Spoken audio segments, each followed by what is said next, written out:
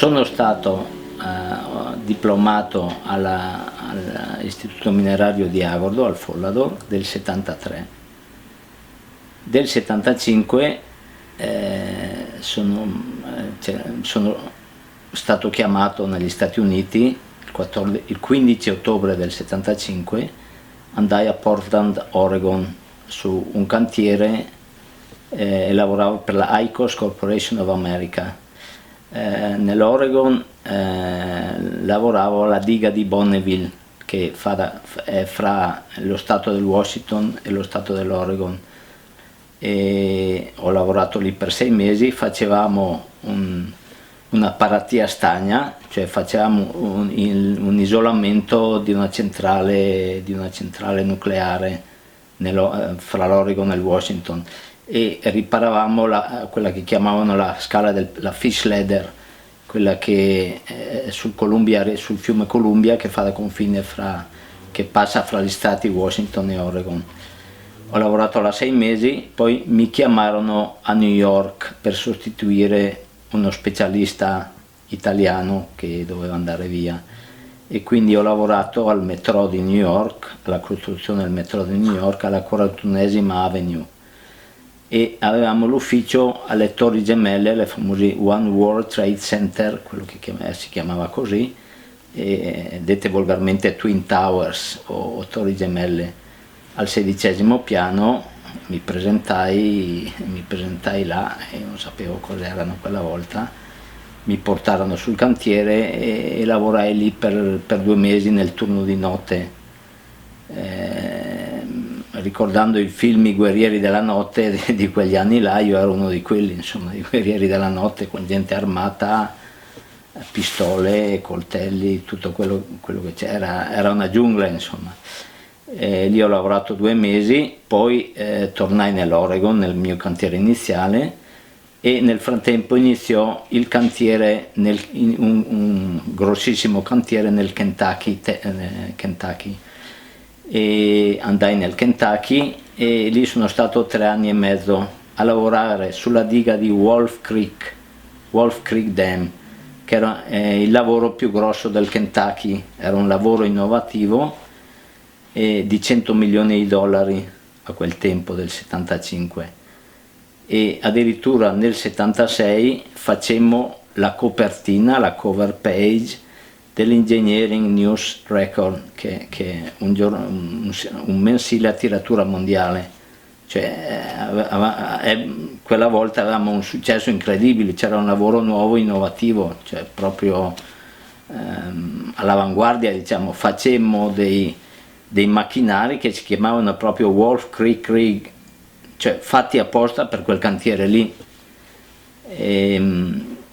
Io ho lavorato 3 anni e mezzo, e in quel cantiere facevo di tutto, ero un po' il jolly, stavo in ufficio, andavo sul cantiere, e il mio lavoro in particolare era quello di tenere il rapporto col governo degli Stati Uniti, con l'esercito. Lì eravamo controllati dall'esercito, US Army Corps of Engineers, e ogni giorno, entro mezzogiorno, dovevo consegnare un rapporto di tutto quello che avevamo fatto il giorno precedente. Cioè io ero su tutto il cantiere, ogni rig, ogni macchinario, dovevo vedere cosa aveva fatto, quanti piedi cubi, quanti piedi quadrati avevamo fatto, e poi fare gli stati di avanzamento, dire ogni 15 giorni quanto lavoro avevamo fatto e quanti soldi ci dovevano dare, in sostanza. Io dovevo tenere i rapporti col governo.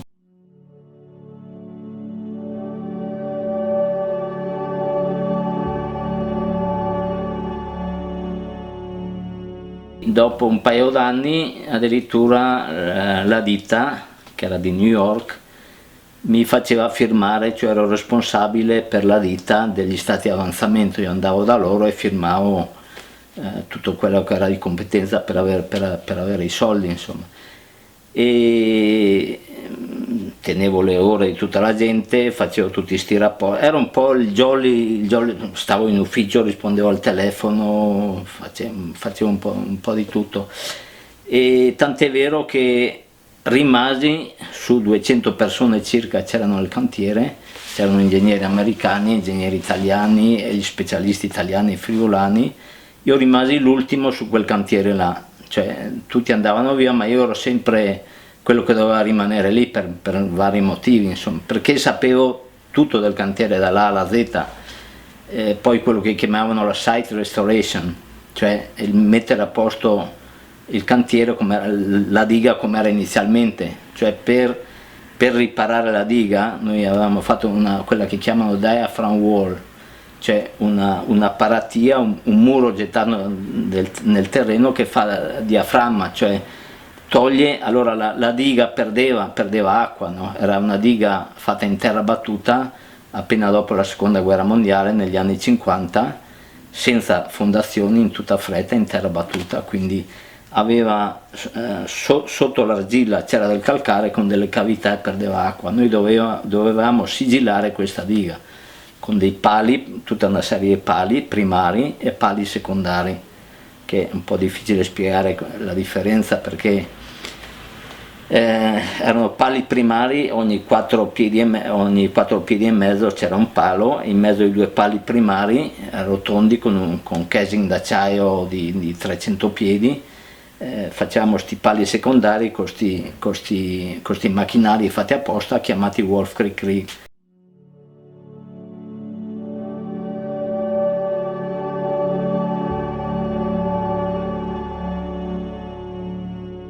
Quando il cantiere si chiuse e andai dal governo, quelli mi chiamarono a Louisville nel Kentucky, che sarebbe la città più importante del Kentucky, e andammo dal governatore dello stato, Carroll, il quale mi nominò colonnello del Kentucky, perché nel Kentucky c'è l'ordine dei colonnelli, cioè un po' come dire cavaliere del lavoro, diciamo, che ero il più giovane colonnello del Kentucky della storia.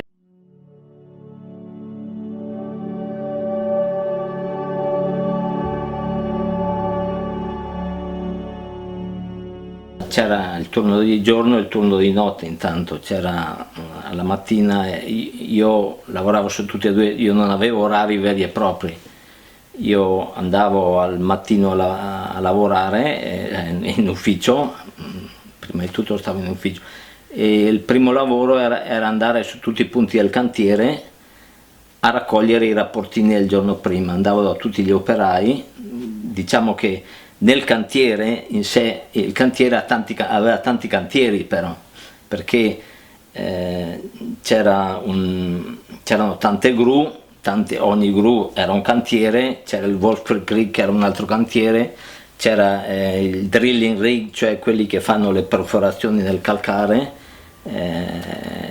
c'erano quelli che gettavano, che facevano i getti di cemento, nel cantiere c'erano tanti cantieri, quindi io andavo da tutti a informarmi, a vedere, intanto a prendere quante ore avevano lavorato, cosa facevano, prendevo nota di tutto e poi scrivevo tutto quello che avevano fatto, perché poi dovevo raccogliere tutto e fare un rapporto mio per il governo.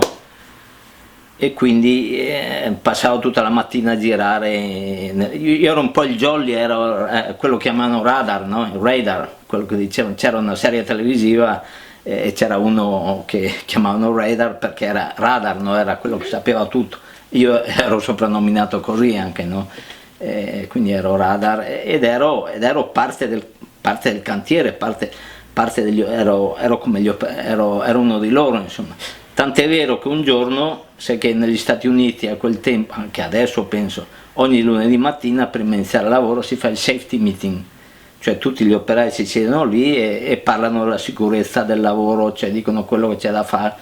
Io una volta ho presieduto il safety meeting, io italiano.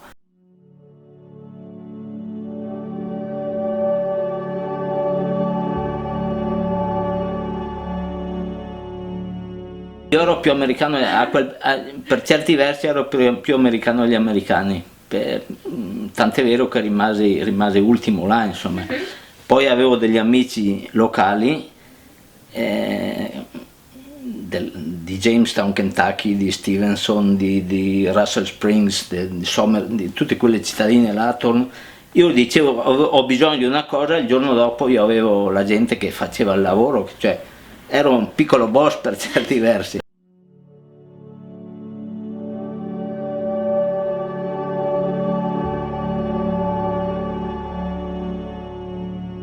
Con dispiacere andai ho finito il cantiere, in teoria dovevo rimanere lì, poi la ditta che la mia ditta Icos Corporation of America ha preso degli altri lavori, ovviamente dovevo andare prima nel Washington, però ho preso un lavoro a Boston, a fare un pezzo di metro a Boston, con degli specialisti americani, cioè loro non si accontentavano più degli specialisti italiani, in particolare friulani che avevamo là. Il successo del lavoro nel Kentucky non era per merito mio, io ero parte di una cosa un po' più grossa, però il successo era dovuto agli specialisti, quelli che sapevano, gli specialisti dei lavori orbi, quelli che chiamano quelli lavori sottoterra dove non vedi cosa c'è sotto, ma la gente che lavora da molti anni e che aveva l'esperienza capiva cosa c'era da fare e risolveva i problemi. Cioè io raccoglievo parte del successo fatto dagli altri, cioè del lavoro degli altri, non era merito mio quello che... Io ero parte di un gioco più grande. Gli americani, l'Icos Corporation of America decise che voleva gli specialisti americani e gli americani non avevano la stessa esperienza nostra, eccetera, per cui io dovevo andare a Boston con degli specialisti americani, non è che mi andasse tanto bene. In America se tu sbagli dopo 2 ore sei su una strada, non è come qua in Italia che tu sei assunto e sbagli, sei via, cioè non è, sei sempre sulla lama e rasoio.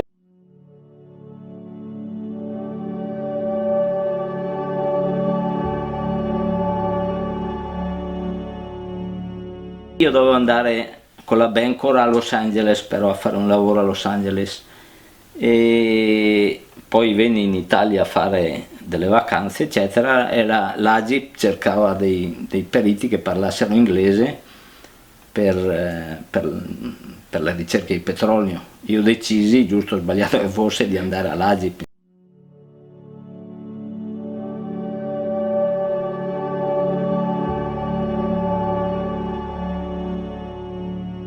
Avevo la padronanza assoluta della lingua, per cui l'Agip mi prese e lavorai per un certo periodo per l'Agip sulle piattaforme americane, perché quando l'Agip affittava delle piattaforme, quelle americane le andavo io, perché stavo bene, insomma, ecco. Quindi ho lavorato 3 anni di seguito in piattaforma, poi sono stato in diversi parti, cantieri a terra, cantieri qua, cantieri là, e io ho lavorato all'Agip 8 anni, insomma, questo è.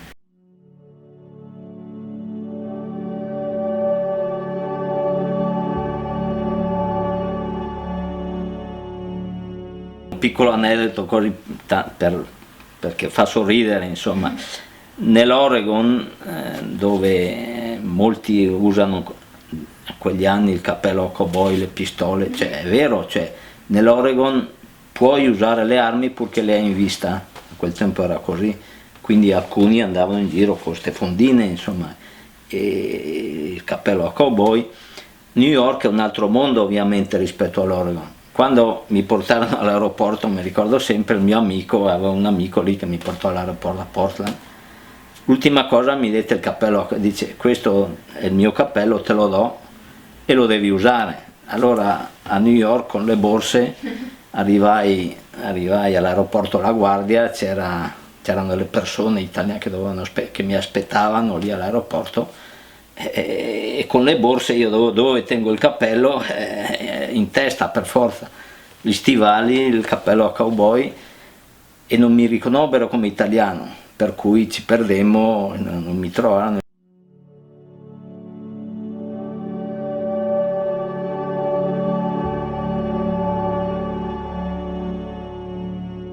Mentre nel Kentucky noi eravamo supportati dalle union, cioè dai sindacati, avevamo gente che lavorava, gente brava che sapeva lavorare, a New York non c'erano i sindacati, c'era gente che veniva e non c'era, era una giungla, insomma, ecco. Per esempio se c'era, come dire, fra virgolette, la mafia, no? Cioè i teamsters, gli autisti, erano una potenza, no? Se tu non pagavi un certo numero di ore agli autisti e ai manovali, eccetera, non andavi avanti col lavoro, cioè pagavi invece che 4 ore, 8 ore o se avevi da dire con gli autisti, non arrivava, dovevi fare un getto, non arrivava il ferro, non arrivava il cemento, cioè eri boicottato. Cioè nelle grosse città, io non so in Italia, in America era così, non lavori se non sei d'accordo con una certa, non so se chiamarla mafia.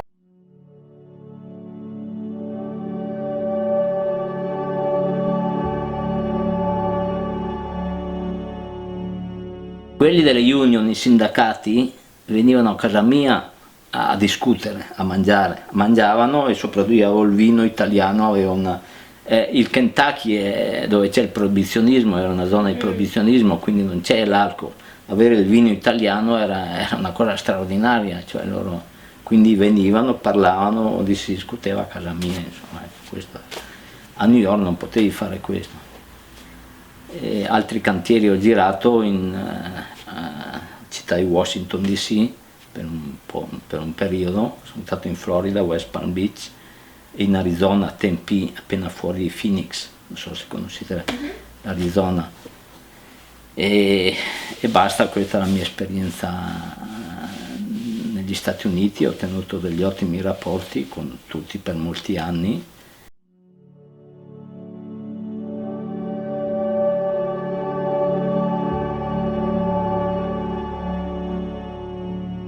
Il perito minerario penso che sia molto cambiato nel tempo, cioè ai miei tempi, quelli che uscivano negli anni 70, lavorava soprattutto in miniere e nelle cave, cioè era fatto per quello, e per la topografia, fare il topografo.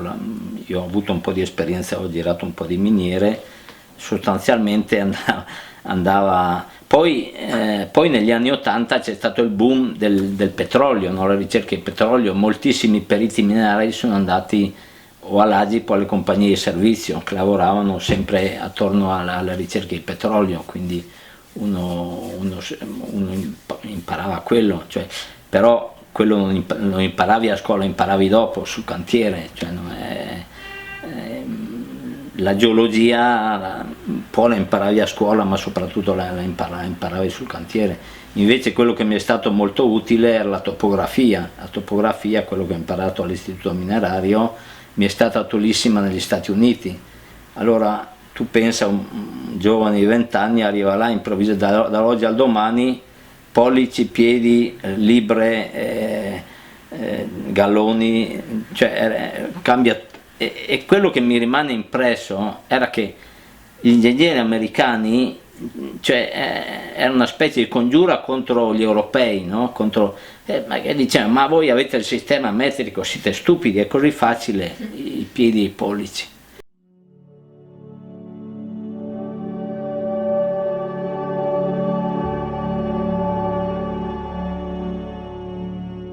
Io i primi 15 giorni a capire dove ero e a capire però poi con la topografia ho dimostrato a loro che tutto sommato ci sapevo fare, cioè con la topografia ero forse più bravo di loro.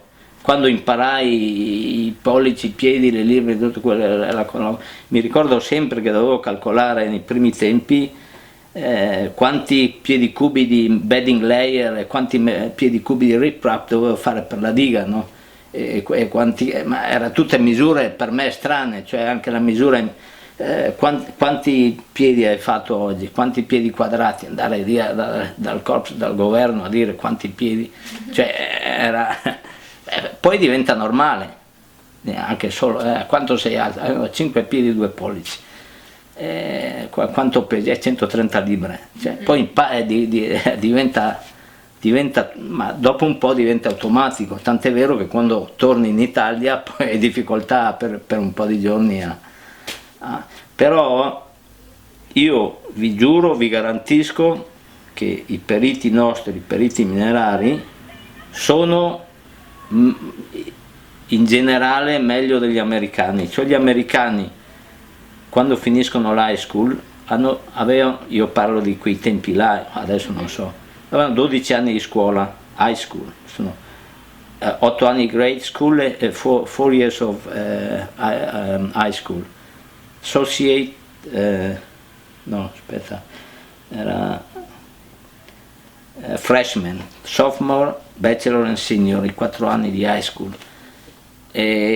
Mentre noi abbiamo 13 anni, le 3 medie e 5 anni ai 13 anni, quando finisci sei un perito, hai un titolo di studio, fai qualcosa. Uno di 12 anni americano che finisce l'high school non sa niente.